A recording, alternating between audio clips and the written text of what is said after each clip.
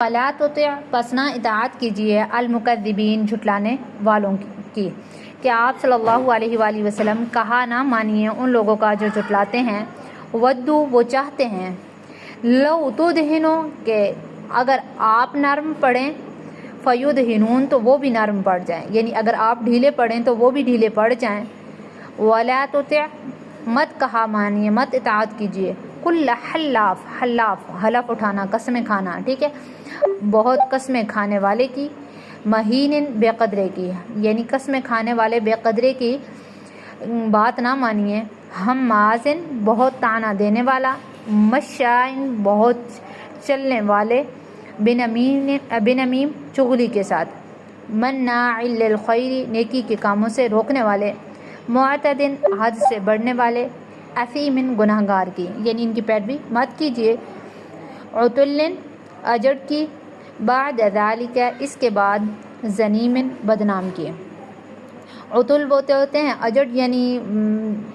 زیادہ تر جو سخت مزاج ہوتا ہے ایسے بندے کو، ٹھیک ہے، تو یعنی عتل بعد ذالک زنیم، سخت آدمی کی، سخت بد مزاج کی یا بد مزاج کی، بعد ذالک زنیم اس کے بعد بدنام کی، ان کانا اس کی وجہ سے، یعنی اس وجہ سے کہ وہ ذا مال مال والا ہے، و بنین بیٹوں والا ہے، اذا تتلا جب پڑھی جاتی ہیں، علیہ اس پر،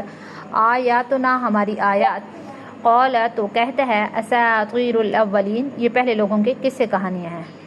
سنسیمہ آگے اللہ تعالیٰ فرماتے ہیں کہ ابھی ہم داغیں گے اس کی، علی الخرطوم ناک پر، یعنی سونڈ پر، ہم اس کی سونڈ پر، ناک پر، ٹھیک ہے، داغیں گے۔ اور یہ زیادہ تر ایسی جو جیسے خنزیر ہوتا ہے یا ہاتھی وغیرہ ہوتا ہے اس کے لیے خرطوم کا لفظ اطلاق یعنی اس پر ہوتا ہے، ٹھیک ہے۔ اور یہاں پہ ایک سمجھو یہ سارا جو واقعہ ہے، ایک تو یہاں پہ آ رہا ہے نا، فلا تطع المکذبین ودوا لو تدہنوا فیدہنون، اس سے ایک ہمیں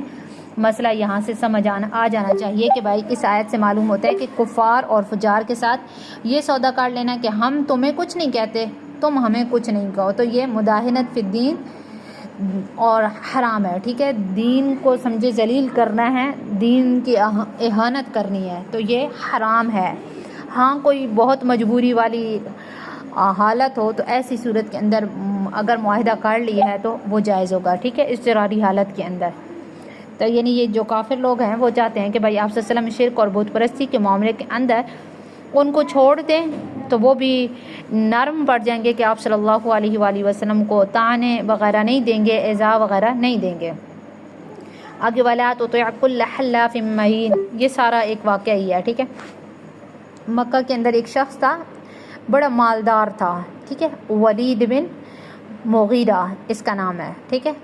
تو وہ بدنام زمانہ تھا، ایوب اتنے زیادہ تھے، اللہ تعالیٰ نے گن کے اس کے بتلایا ان آیات کے اندر، ٹھیک ہے۔ لوگوں میں اس کے چار پیسے کی بھی وقعت وغیرہ نہیں تھی، مال اور اولاد کے ذریعے اس کا رغب وغیرہ تھا جب لوگوں پر، اور سورۃ المدثر کے اندر بھی اس کا آگے آیت نمبر 11 کے اندر واقعہ آئے گا۔ اور وہ آپ صلی اللہ علیہ وآلہ وسلم کے بارے میں کہتا پھرتا تھا کہ یہ شخص پاگل ہے، نعوذ باللہ من ذالک، ٹھیک ہے، وہ کہتا تھا کہ بھئی اس سے بچو، جبکہ وہ خود برائیوں میں گھرا ہوا تھا۔ تو قرآن پاک نے اس کے 9 عیب ذکر کیے ہیں، ٹھیک ہے۔ نمبر 1، وہ بات بات میں قسم کھاتا تھا، ایسا شخص جھوٹا ہوتا ہے۔ دوسرا، لوگوں میں اس کی کچھ وقعت نہیں تھی، بے وقعت انسان تھا، قدرم یہ کل حلاف مہین بے وقعت تھا۔ نمبر 3، عزت دار لوگوں کو طعنہ دینے والا تھا، ہمازن طعنے دینے والا، ٹھیک ہے۔ اور چوتھی اس کے اندر کہ لگائی بجھائی وغیرہ اس کا جو کام تھا وہ مشعلہ تھا، ٹھیک ہے، مشاء،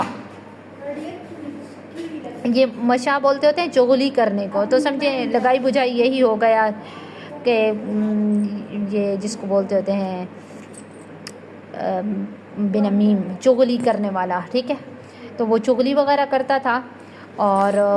یعنی زبان کو تیز چلاتا تھا،